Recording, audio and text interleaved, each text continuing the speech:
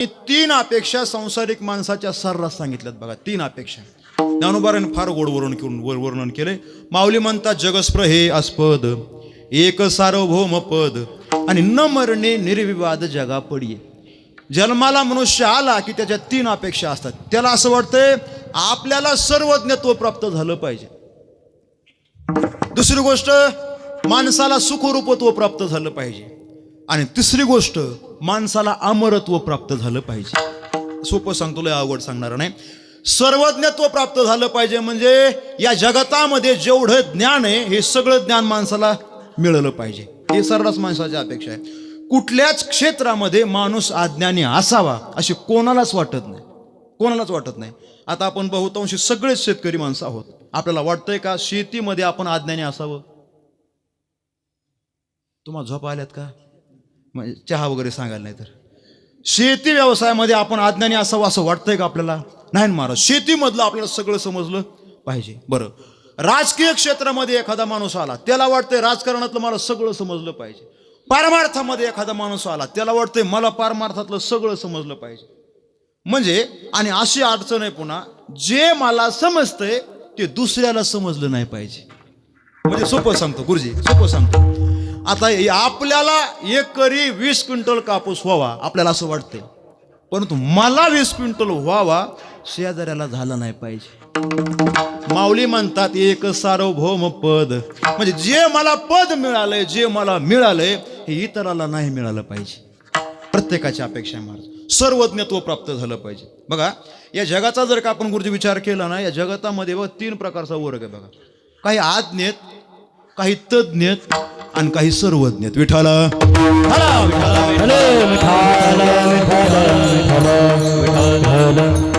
काही आज्ञेत. आज्ञा कोणाला म्हणतात? ज्याला कशातलंच काहीच कळत नाही. अर्जुन महाराज कुंडलिक वरदा हरी विठ्ठल. हा, ज्याला कशातलंच काही कळत नाही त्याला आज्ञा म्हणतात. अगदी सोपं सांगतो बघा, आपल्याला काहीच कळत नाही हेही ज्याला कळत नाही त्याला मला असं वाटतंय बरं का रामेश्वर महाराज, काहीच न कळणे त्याच्या जीवनातला ते अज्ञान नाही बरं का. त्याच्या जीवनातलं ते अज्ञान नाही.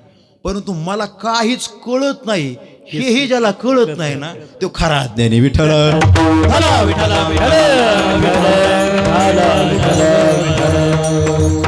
चला सोपं सांगतो. अज्ञानी कोणाला म्हणतात? आज्ञा कोणाला म्हणतात? बाप आणि पोरग फिरण्याकरता समुद्राच्या किनाऱ्यावर गेले. बाप आणि पोरग सहलीला गेले असतील, आहे की नाही? सहलीचा सीझन चाललाय सध्या, पोरं शाळेत सहलीला जातात. बाप आणि पोरं सहलीला गेल्याच्या नंतर मग बापाने पोराला सांगितलं, बघ बघ बघ बनले बाळा, बघ बघ समुद्रातले मासे कसे नारळाच्या झाडावर चढायला लागलेत. कोण म्हणतंय? कोण म्हणतंय? बाप म्हणतोय. बाप म्हणतोय समुद्रातले मासे कसे नारळाच्या झाडावर चढायला लागलेत. पोरग पुढचं होतं. पोरग म्हणतोय पप्पा येडे झाले का काय? म्हणला झाडावर चढायला त्या काय म्हशीत काय? म्हणजे तुम्हाला कळलं नाही? यालाच आज्ञा म्हणतात. विठ्ठल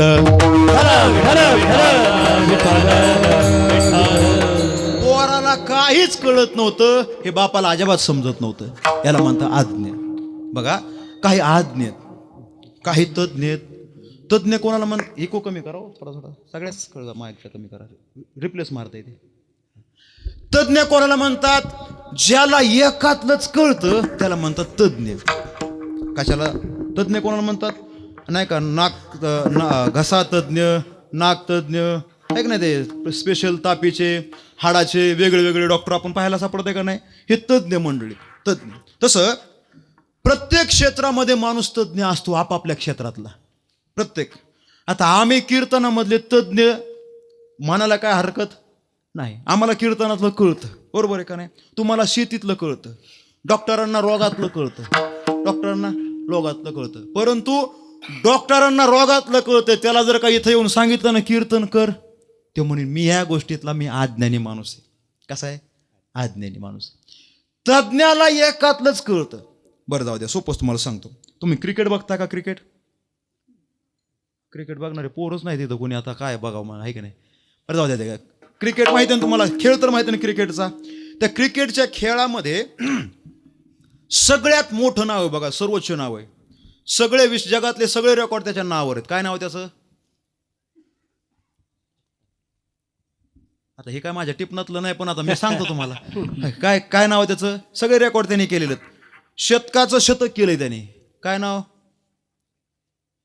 सचिन. हा, सांगा ना पटापटा जरा असं. अरे बाबा माहिती असणार तरी पटापटा सांगा जरा, पुढे जायचंय. सचिन तेंडुलकर. मला सांगा, सचिन तेंडुलकर नाव मोठं आहे का नाही गुरुजी? मोठं नाव. ज्या अर्थी मला वाटतं कीर्तनामध्ये नाव त्याचं येतंय, नाव मोठे. थोडा आवाज द्या मला. नाव कसं आहे? मोठं नाव आहे. मोठा माणूस त्या क्षेत्रातला महाराज. परंतु त्या क्षेत्राचा मोठा माणूस आहे, योगायोगाने आपल्या नांदलगावच्या सप्ताहामध्ये आला. म्हणले आज पंगत आहे म्हणले आमच्या पवनरावची. लावला फोन पवनरावने.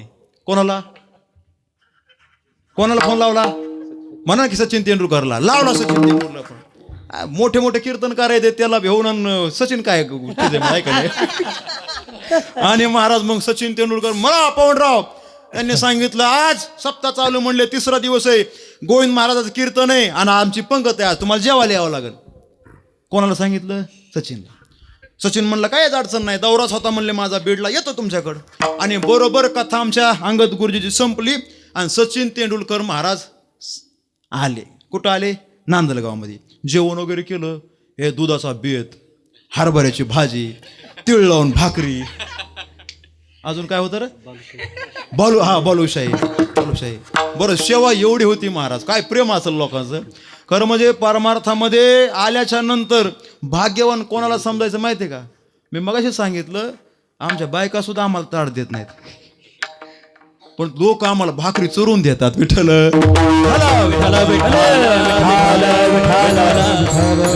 हे परमार्थातलं फळ आहे बरं का. आता मुद्दा माझा आहे का, सचिन तेंडुलकर आला, योगायोग तो म्हणला आता मी काय करतो, कीर्तन ऐकूनच जातो.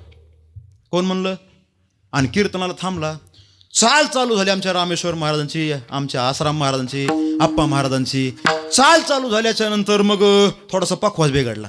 आमच्या माधव महाराजाला काय पखवाजाचा मेळ लागा ना. पवनराव म्हणला आलाय ना सचिन तेंडुलकर एवढा मोठा माणूस, लावून घ्या ना म्हणलं त्याच्याकडून पखवाज. एवढा पखवाज बिघडलाय तर तुम्हाला मेळ लागा नाही म्हटले. आणि मग विनंती केली, सचिनराव लावा पखवाज. येईल का लावता? मोठा माणूस आहे, लावता येईल का? लावता येणार नाही. तज्ञ माणूस आहे, पण तो क्रिकेट मधला आहे, इथला तज्ञ नाही. म्हणजे प्रत्येक माणूस तज्ञ जरी असला तो आपापल्या क्षेत्रातला तज्ञ असतो, आपापल्या क्षेत्रातला. तसं काही आज्ञ आहेत, काही तज्ञ आहेत आणि काही सर्वज्ञ आहेत. विठाला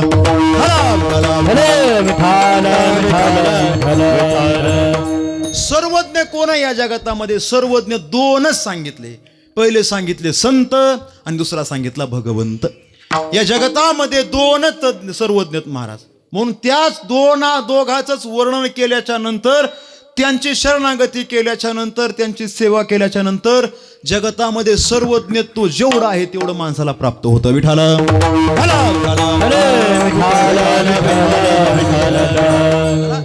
सर्वज्ञत्वाची अपेक्षा सर्रास प्रत्येक माणसाची आहे. एक सार्वभौम पद.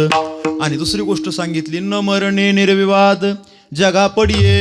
दुसरी गोष्ट माणसाची आहे, मृत्यू लोकामध्ये जन्माला माणूस आला की त्याला वाटतं आपण मरायला नाही पाहिजे. प्रत्येकाला वाटतंय का नाही? का वाटतंय कोणाला इथं मरा वाटतंय का? बोला की मरा वाटतंय तुम्हाला माता मावल्यानो? हो म्हणा, गोळी आणली मी. तुम्ही म्हणता तूच आधी मर. ऐका, मरावं कोणाला वाटत नाही. न मरणे निर्विवाद. काय झालं बघा, लक्ष देऊन ऐका. एक म्हातारी अंगणामध्ये झाडत होती. 90 वर्ष वय झालं म्हातारीच. किती? 90 वर्ष वय. अंगणामध्ये झाडत होती आणि यम तिच्या दारामध्ये आला. कोण आला? कोण? महाराज नाही. यम फॉर महाराज नाही. यम म्हणजे यमपुरीचं यम. यम दारामध्ये आला आणि यमाने हाक मारली, म्हातारे चल आवर, तुला न्यायला आलोय. म्हातारीने असं मागं वळून बघितलं, म्हणली कोण आहेस रे बाबा तू? यम म्हणला ए म्हातारे, मला ओळखलं नाही का तू? रेड्यावर बसून आलोय, एवढं बी तुला कळत नाही का मी कोण आहे म्हणून? ती म्हणली मला जरा दिसायला कमी झाले, चष्म्याचा नंबर वाढलाय माझा, ऑपरेशन करायला जायचंय, मला काय तू क्लिअर दिसानास, नेमकं कोण आहेस तू? आणि मग यमाने सांगितलं, म्हातारे यम आहे यम, शेवटी जेव येत असतो का न्यायला, शेवटी एकदम ती होय मी, तुला न्यायला आलोय, उरक चल. म्हातारी म्हणले आले असते रे, पण काम लय शिल्लक राहिलेत माग, कापोश याचा राहिलाय, मागची फरतड, आहे का नाही? घरामध्ये आणून टाकला, लिकायचा राहिलाय. कोण म्हणतंय? कोण म्हणतंय? म्हातारी. कोणाला? यमाला म्हणते. यमाला 90 वर्ष वय झाले तरी म्हातारी काय म्हणते? काम शिल्लक आहेत. वैकुंठवासी प्रातस्मरणीय गुरुवारी आमचे घुले बाबा पाठामध्ये सांगायचे, माणसाने मृत्यू येण्याच्या अगोदरच सावध राहिलं पाहिजे. आपली वळकटी बांधून तयार असलं पाहिजे. वळकटी बांधून तयार असलं पाहिजे म्हणजे नवल बाबा, म्हणजे 5-50 एकर ऊस लावून तयार असलं पाहिजे असं आहे का? नाही ना. नाम सप्ताहामध्ये साधना करून, सेवा करून, भजन कीर्तन ऐकून माणसाने तयार असलं पाहिजे. आणि मग देवाला सांगायचे, देवा मी तयारीने येण्याकरता ये. याला म्हणतात खऱ्या अर्थाने साधना. लक्ष देऊन ऐका. म्हातारी म्हणते, तू कोण आहेस? आणखीन तुला ओळखलं नाही. आणि मग यमाने सांगितलं मी यम आहे, तुला न्यायला आलोय. म्हातारी म्हणते, माझे कामं भरपूर शिल्लक आहेत. यमाला दया आली. यमाला काय आली?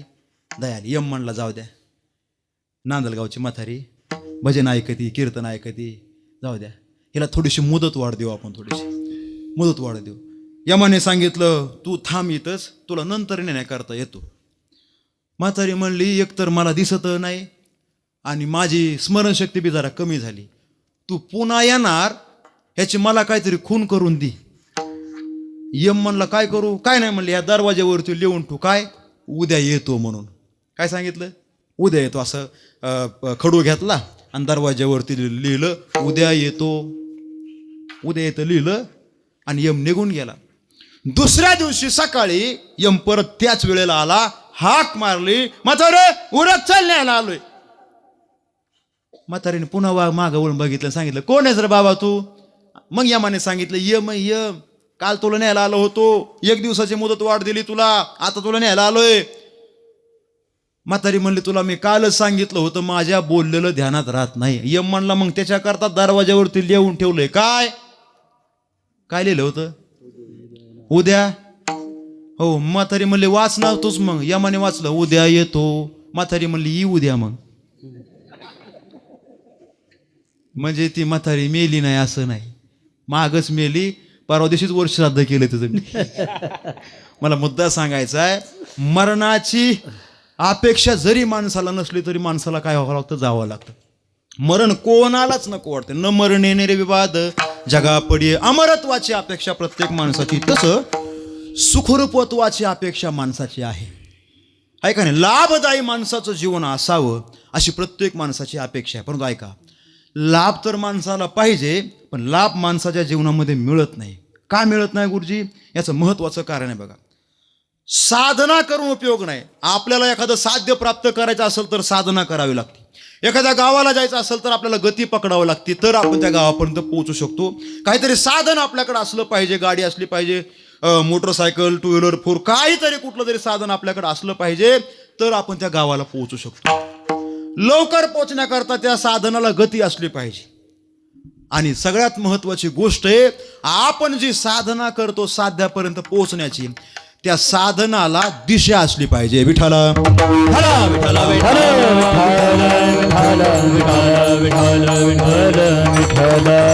बघा, दिशा योग्य असली की माणूस साध्यापर्यंत पोहोचत असतो. काय महत्वाची जीवनामध्ये? लाभापर्यंत पोहोचायचं आपल्याला. काय महत्वाची? दिशा महत्वाची. दिशा. दिशा सोपं सांगतो. एका माणसाला पुण्याला जायचं होतं. कुठं? पुण्याला. एसटी मध्ये बसला. जवळजवळ त्यांनी 15 तास प्रवास केला ना रामेश्वर महाराज. त्यांनी किती? 15 तास प्रवास केला. पुणे काय आलं नाही. साधारणतः बीडवरून पुण्याला जर काही जायचं असेल एसटीने तर किती वेळ लागतो? आपण कधी गेलात का? किती वेळ लागतो? साधारण 6-7, ट्रॉफिक असेल तर 8 तास. 15 तास प्रवास केला, पुन्हा आलं नाही. अजून त्याने 10 तास प्रवास केला, 25 तासाचा प्रवास झाला, पुन्हा आलंच नाही. का आलं नाही? याचं कारण असं आहे महाराज, पुन्हा न येण्याचं कारण एकच आहे, ती एसटी नांदेडच्या दिशेने तोंड करून प्रवास करत होती. तुम्ही जागेत सगळी. मला सांगा, किती तास त्याने, किती दिवस प्रवास केला म्हणजे तो पुण्याला पोहोचल? पुण्याला पोहोचणार नाही. आहे का नाही? साध्यापर्यंत पोहोचण्याकरता गती असून चालत नाही, साधन असून चालत नाही. तर त्या गतीला आणि साधनाला काय असली पाहिजे? दिशा असली पाहिजे, तर तो माणूस साध्यापर्यंत पोहोचतो. विश्वमाऊली ज्ञानेश्वर महाराजांनी दिलेलं ग्रामीण भाषेतलं उदाहरण देतो. भजन करा विठाला.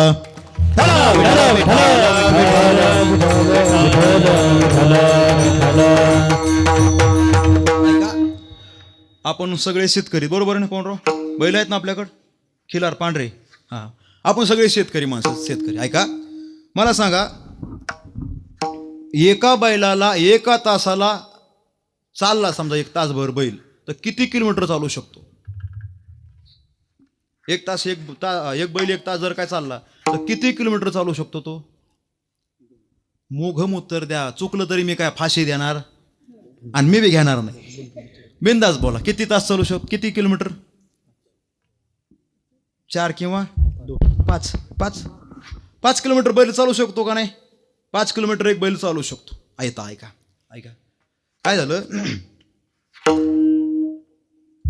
आपल्याला घाणे माहिती आहेत ना? घाणे जुन्या काळामध्ये घाणे असायचे बघा. कशाचे? ते करडईचं तेल काढायचं, सूर्यफुलाचं तेल काढायचं, आणि त्या घाण्याला बैल जुंपलेला असायचा. काय? घाण्याला बैल जुंपलेला असायचा. घाण्याला बैल जुंपला आणि नेमकं झालं असं, ते मागं ठेव, बंद कर. काय नाही, काय अडचण नाही, चांगलं चाललंय. घाण्याला बैल जुंपला, सकाळी 7ला बैल जुंपला, 12 वाजेपर्यंत बैल चालला. किती तास झाले?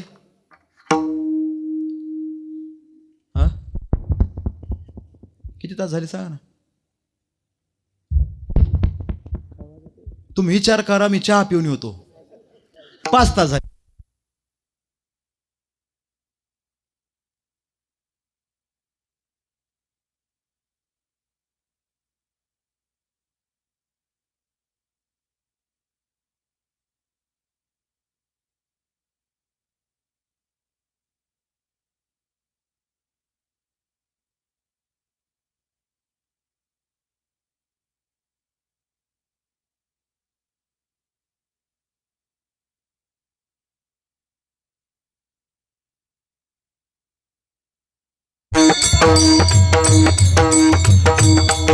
विठाला विठाला विठाला विठाला विठाला विठाला विठाला विठाला विठाला. चला ऐका. 7 वाजता जुंपला बैल, 12 वाजेपर्यंत चालला, 5 तास झाले. 1 तासाला 5 किलोमीटर, तर किती झाले?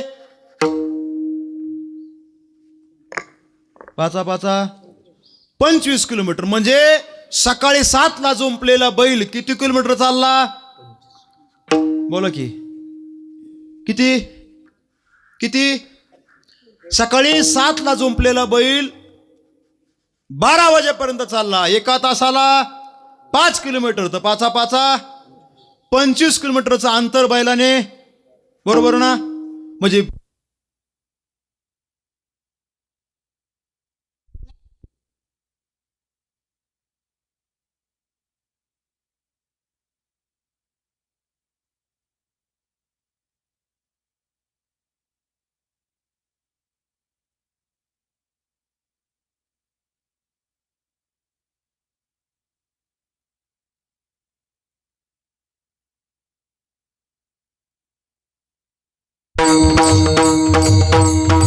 विठाला विठाला विठाला विठाला विठाला विठाला विठाला विठाला विठाला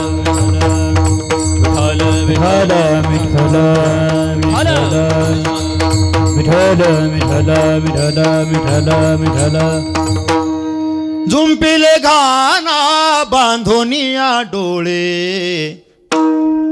चालिलो तो किती ते न कळे, आणि दुःखे आरंबळे भूक तहान. त्या बैलाला समजत नाही महाराज, सकाळी झुंपले ते चालतच आहे. 5 तास चालून सुद्धा बैल कुठे? जाग्यावरच आहे महाराज, जाग्यावरच आहे. मग त्या बैलाचं चालणं चालू नाही का? चालणं चालू आहे महाराज, प्रयत्न चालू आहेत त्याचे, पण त्याच्या चालण्याला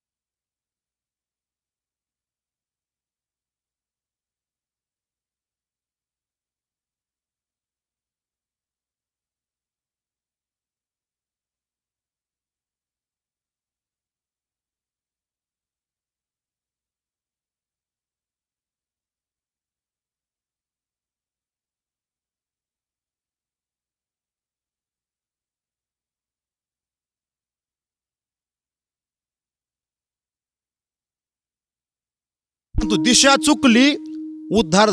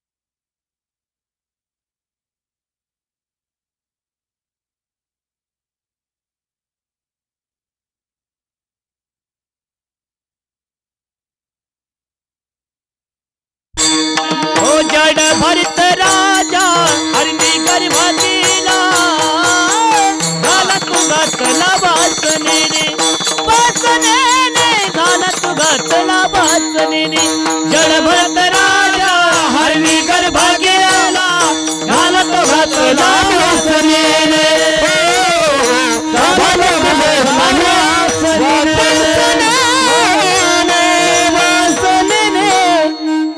जुळलं जुळलं. ऐका ना, एवढा बी काय मी पांढऱ्या पायाचा नाही. लगेच सगळं जुळून जायला. ऐका, महाराज म्हणतात जड भरत राजा साधना करण्याकरता आला होता महाराज. त्या हरणाचं पाडच बघितलं आणि घाला तो घातला वासनेने. प्रयत्न त्याचे चालले होते उद्धार करण्याकरता. दिशा योग्य न मिळाल्यामुळं जड भरत राजा हरणे गर्भा गेला. किती वैराग्य त्याने अंतःकरणामध्ये धारण केलं होतं, मदाला सराणीने वर्णन केले. 18 भार वनस्पती फळे फुले ओळती 22 पोखरणी नदी गंगा वाहते. ज्या घरी कुल स्त्रिया राजराणी व संपत्ती हे सुख सांडोनिया कासया योग सेविती पर्यंत मदालसा सोहम जो जो रे बाळा. सगळी संपन्नता असताना सुद्धा उद्धार करून घ्यायचा होता म्हणून साधना करण्याकरता आलेला, परंतु उद्धार झाला नाही गुरुजी त्याचा. का झाला नाही उद्धार? घाला तो घातला वासनीने. दिशा चुकली, उद्धार चुकला. विठाला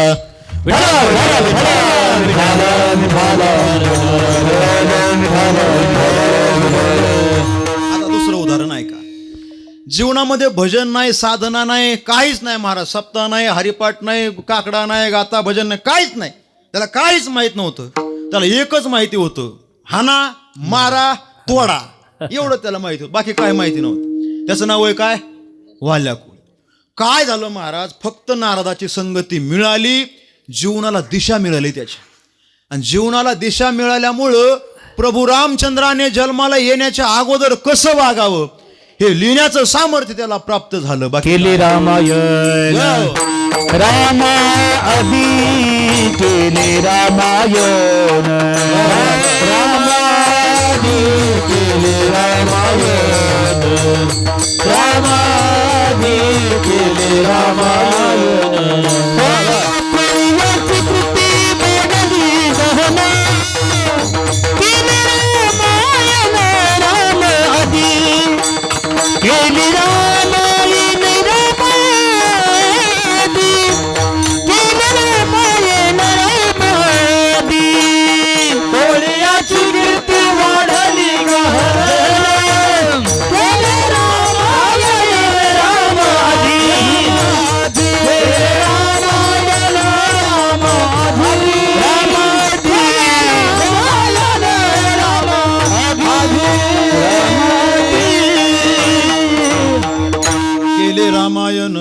रामाधिभक्त जीवनाला दिशा मिळाली.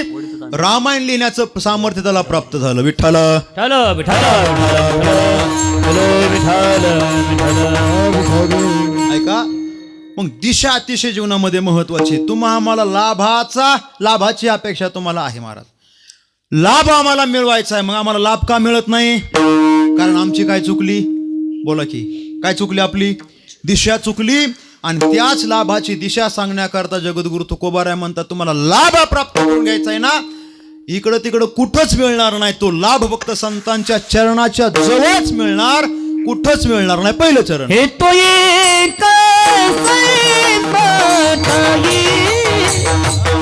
एक तो एक सैताई, हे तो एक सैताई, हे तो एक सैताई, हे तो एक सैताई, हे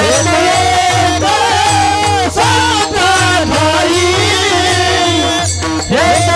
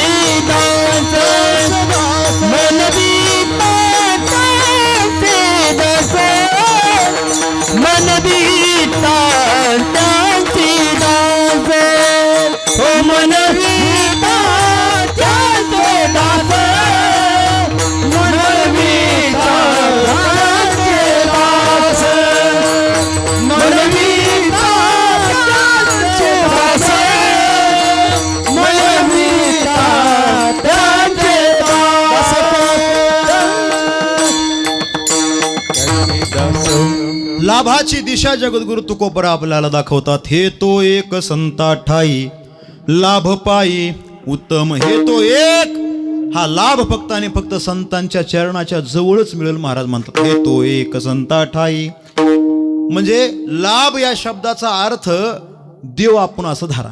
काय काय धरायचं आपण? लाभ या शब्दाचा अर्थ देव. कारण देव हा संतांच्या चरणाच्या जवळ राहतो महाराज. देव इच्छी रज, देव इच्छी राजा, देव इच्छी राजा चरणीची माते. देव इच्छी राजा, देव इच्छी राजा, देव इच्छी राजा चरणाची माते. धावत चालती मागे पुढे, धावत चालती मागे पुढे, धावत चालती मागे पुढे, धावत चालती मागे पुढे.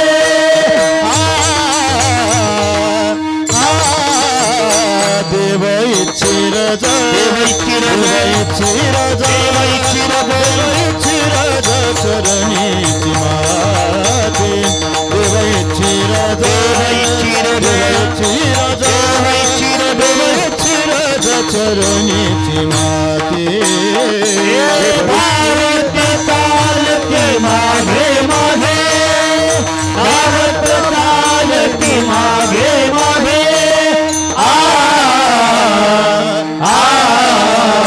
देव इच्छी राजा, देव इच्छी राजा,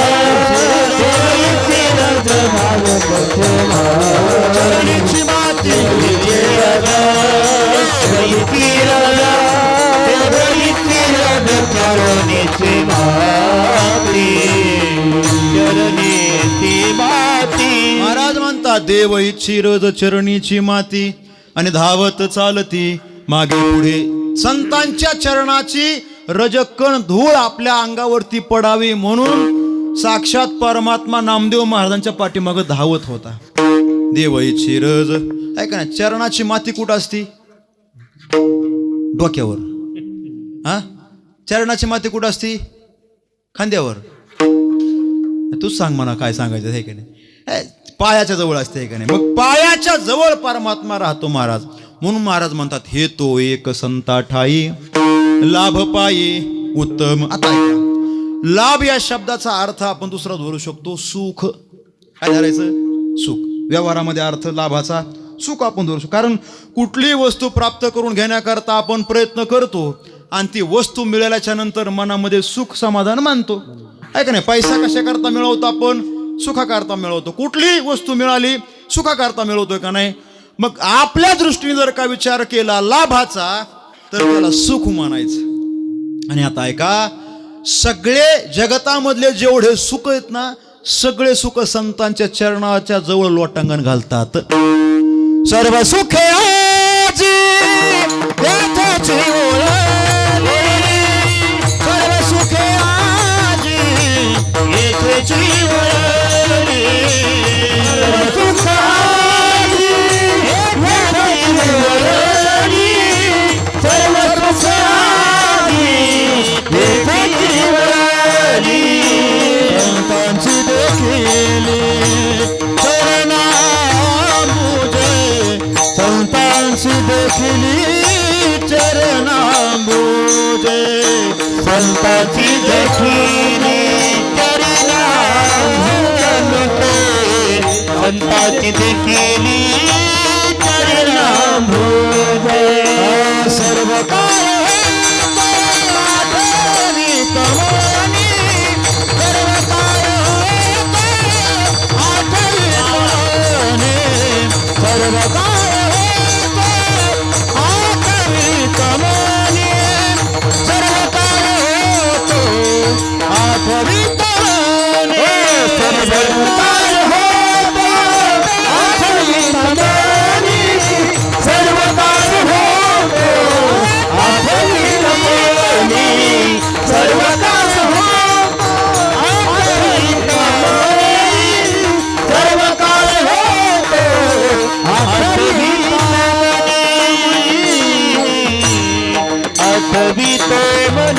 जगतामधले सगळे सुख संतांच्या चरणाच्या जवळ लोटांगण घालतात. सर्व सुखे आजी येथेची ओळली. संतांची देखील चरणांबूज.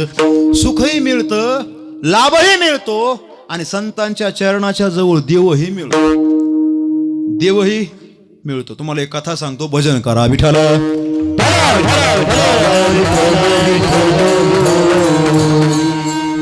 संतांची सेवा केली, संतांच्या चरणाची सेवा केली की देवाची प्राप्ती आपोआप होत असते. बघा काय झालं, आपल्या वारकरी संत मालिकेमध्ये एक हरिपाल नावाचे संत होऊन गेले. बघा हरिपाल नावाचे संत अवलिया महात्मा होता महाराज. त्यांचं काम एक जरा विचित्र होतं. त्यांचा जो व्यवसाय होता ना, थोडा विचित्र व्यवसाय होता. काय त्यांचा व्यवसाय? एकच व्यवसाय, जंगलामध्ये थांबायचं. वाट सरू कुणी आला की त्याला लुटायचं, त्याच्याजवळचं धन घ्यायचं आणि असे वारकरी टाळकरी बघायचे, त्यांना घरी घेऊन जायचं, त्यांना जेव वगैरे घालायचं. असा अवलिया महात्मा महाराज. परंतु तो लुटत असताना, चोरी करत असताना कोणालाही लुटत नव्हता, कोणाचीही चोरी करत नव्हता. तो त्याचे दोन प्रश्न ठरलेले असायचे. जंगलामध्ये थांबलेला असायचा, हातामध्ये तलवार असायची. वाट सर आला की त्याला पकडायचं, त्याला पकडायचं आणि त्याला पहिलं विचारायचं, तुझ्या गळ्यामध्ये माळ आहे का? काय म्हणायचं तो? काय म्हणायचा? तुझ्या गळ्यामध्ये माळ आहे का? तो म्हणला नाही माळ. बरं ठीक. तू कधी पंढरपूरला गेलतास का? पांडुरंगाला तू ओळखतो का? तो जर का म्हणला हो तर सोडायचं, आणि जर काय नाही म्हणला की मग झपकायचं. एवढं मारायचा, एवढं मारायचा. त्याच्याजवळचं सगळं धन घेऊन घ्यायचा आणि त्याला मग जंगलामध्ये मोकळं सोडायचं. असं त्याचं काम महाराज. प्रत्येक दिवशी त्याचा व्यवसाय येतो. वारकरी दिसला गंध लावलेला, गळ्यामध्ये माळ, पंढरपूरला गेलेला, मग त्याच्या चरणावर लोटांगण घालायचा, घरी